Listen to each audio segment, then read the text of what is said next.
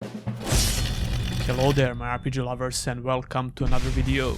After the successful release of the first Gothic game in 2001, the fans of this epic RPG didn't have to wait too long for a sequel. Gothic 2 was released in the late 2002 and it was received even better than the original game.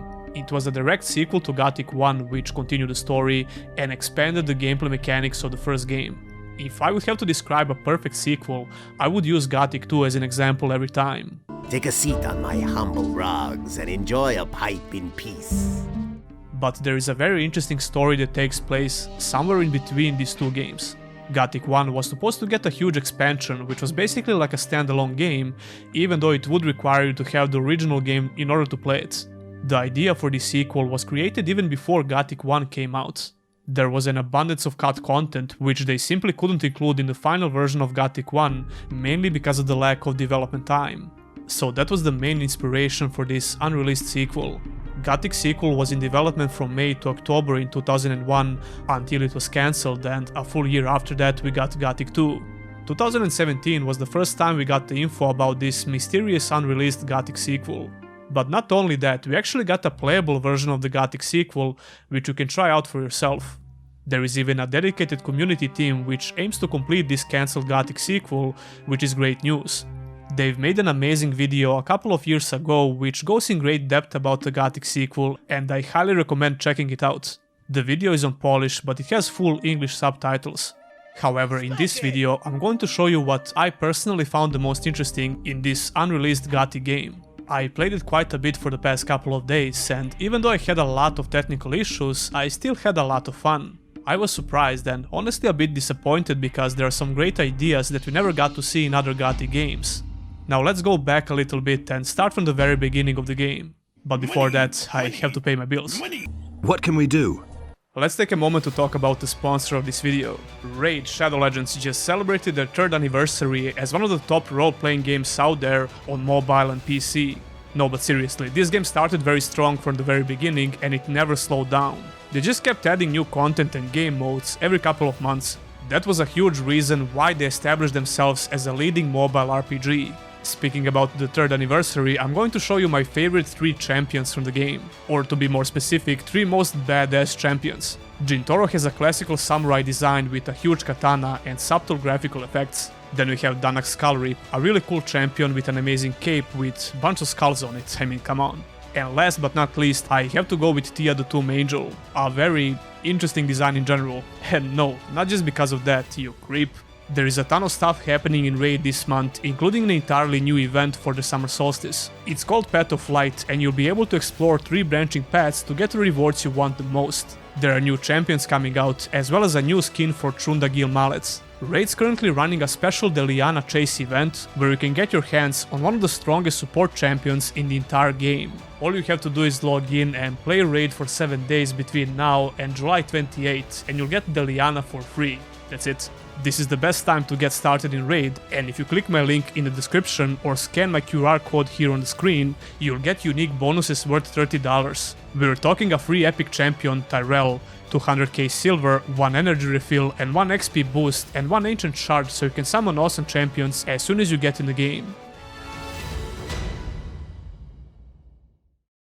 The intro cutscene in Gothic Sequel has a lot of similarities to the cutscene of Gothic 2. It basically gives you the same premise of the story, and after it's done, the nameless hero starts talking with Zardas, just like in Gothic 2. However, the main story itself is entirely different. Zardas tells you that the Sleeper is actually trying to return from the demonic dimension because the magic structure of the colony has been weakened with the destruction of the barrier. But that's far from being the only negative side effect which the fall of the barrier caused. We have to keep in mind that Gothic Sequel was far from a finished game, so pretty much everything we can see by playing this demo was work in progress. There are just a couple of options in dialogue with Zardas, opposed to Gothic 2. The tower is very similar to the tower in Gothic 2, but you can see a different map layout outside, which made me really curious. Zardas tells you to visit the old camp first, and he actually teleports you there after you get ready.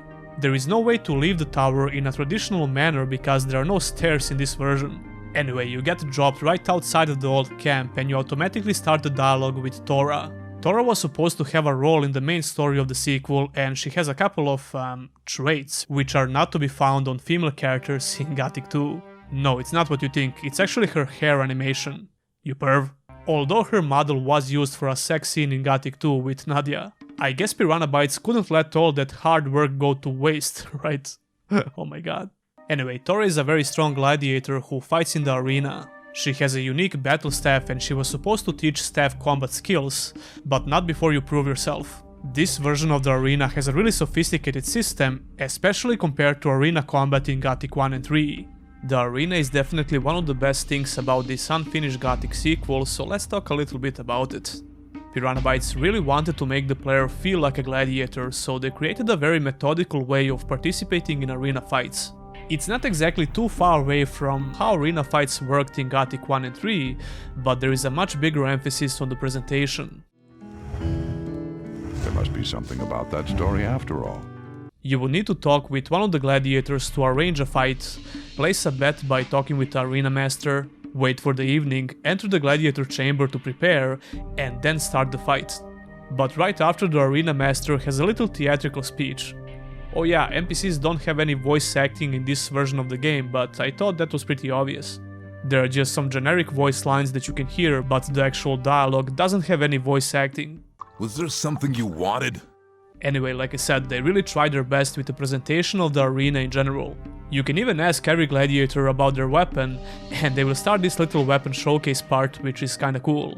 Before the fight starts, you can even see some entertainers in the arena and people who are gathering around to see the fights. Oh yeah, you can watch the arena fight every evening if you're not participating. There is a nice little incentive to spectate the fight from the gameplay perspective as well. The presentation of the arena is not the only thing which is different, and arguably a lot better in Gothic Sequel. There is a full-blown ranking system for all the gladiators that are participating, which tracks the number of wins. In order to challenge high-ranked gladiators, you will need to increase your score with weaker fighters. But here's the thing, in order to win a fight, you'll need to score 5 points. So technically, you need to win 5 times in total. After each round, all gladiators get the opportunity to heal themselves and step in the circle to start the next round. There is a rule against taking enemy's weapon, using magic or bows, and there are penalty points if you break those rules. What has to be the funniest part about the whole arena is the arena master himself. He told me that he's the only one who decides when the fight is over, and it's usually after someone scores 5 points. But the bastard can actually end the fight before that if he's bored or something. He can even let the fight go on after 5 wins, but this can only happen when you're watching a fight. I got to watch Grim getting his ass kicked 10 times in a row. One time the arena master just decided to end my fight in a draw, even though I'm pretty sure I had more round wins than my opponent. I think there is a higher chance for this to happen when you get a few penalty points, which I got quite often because I try to cheese the fights. So yeah, he's called the arena master for a reason, I guess.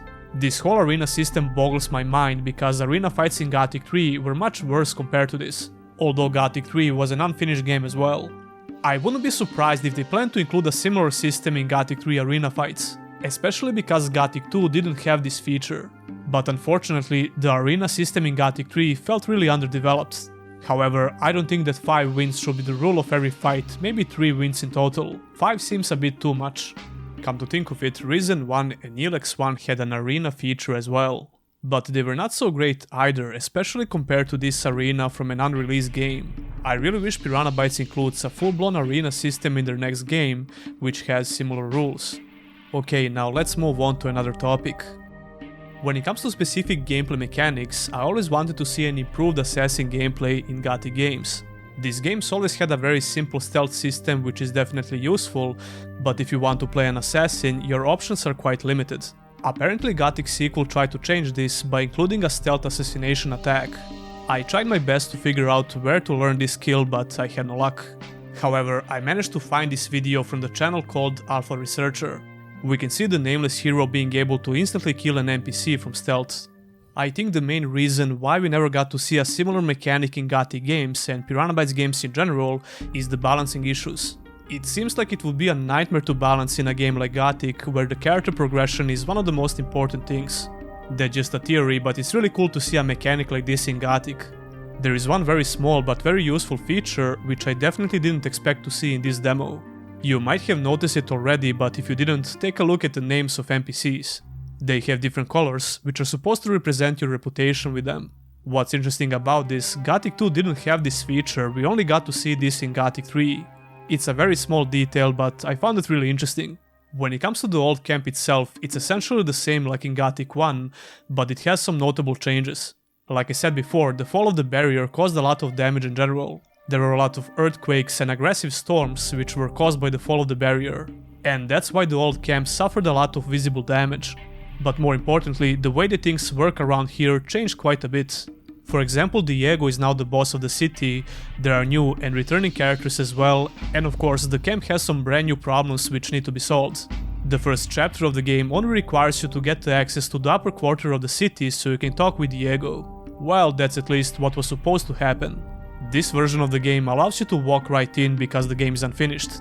This allows you to start the second chapter almost instantly, but only if you have the required skill. Technically you will need to do some quests and get some levels before you can do this, but you start the demo with 50 learning points already, and I guess that's just for the testing purposes. Speaking of quests, they are done in a familiar Piranha Bytes manner, and you can discover some secrets along the way if you're curious enough to explore the camp. There are some platforming segments as well, which lead you to some useful stuff to loot. When it comes to other places on the map, it's almost identical to the first game, except a couple of major things. For example, you can find paladins and King Robar high in the mountains. This was supposed to be the second most important location in the game. But before you can actually enter this place, you need to start the second chapter by talking with Diego. Then you have to speak with Tora and she will accompany you to the mountains. I had a lot of technical issues during this questline, but eventually I somehow got it to work, kinda. I was able to enter and talk with some people, but I still couldn't continue since Tora gets bugged all the time. During this questline you get to fight some demonic scavengers. It was supposed to be your first interaction with demonic creatures. But it's not just the scavengers, a lot of animals and beasts from Gothic 1 would have a demonic version in the Gothic sequel, but you would get to fight brand new creatures as well. Anyway, when you reach the mountains you get to see your old buddy Milton as well as a couple of more mages. You will need to work for the mages a little bit in order to progress the main storyline. The paladins and kingsmen in general have some interesting armors that we couldn't see before. Although I'm not a huge fan of this armor design, but it's very cool to see a very different version of the paladin's armor. Actually, it's not the design itself that I don't like, I just think the colors are kinda dull. I dig the yellow crossbows though. When it comes to other major locations from the first game, they were not finished in this demo unfortunately, so there is not much to talk about. However, the video I mentioned before has some very interesting info about these locations. The swamp camp and the new camp also had a lot of notable changes when the barrier collapsed. Earthquakes caused part of the new camp to collapse, and most of the convicts kill each other when the barrier got destroyed. People who survived fled the camp and everyone believes this place is cursed now. The swamp camp met a similar fate.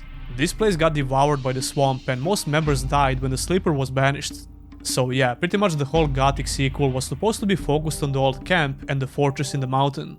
I really recommend watching this 50-minute video if you really want to know all the details about the Gothic sequel. Anyway guys, that would be it for this video. Like I said, I wanted to focus on the things that I personally found the most interesting from the Gothic sequel. It truly seems like this could have been a great addition to the first game, but I'm actually really glad Piranha Bytes decided to focus on a full-blown sequel. If we're trying to be objective, Gothic 2 is probably the best game that Piranha Bytes ever made. We have to remember that this is a small studio, so they can't really afford to spread themselves too thin. I hope the community team will be able to finish the Gothic sequel project eventually. Although we didn't get to see any updates recently, but I'm pretty sure this project is still in development. At least I hope so. Anyway, what do you think about this unreleased version of Gothic? Leave a comment down below. I'll leave all the links for the stuff I talked about in the video and the download link for the demo as well. Don't forget to subscribe for more RPG contents. If you want to support the channel in the long run, consider becoming a Patreon or a YouTube member. You can get your name on the end credits as well as some other perks like early access to videos, Discord roles, my plans for future content, etc. etc. That will be all, and I'll see you in the next one.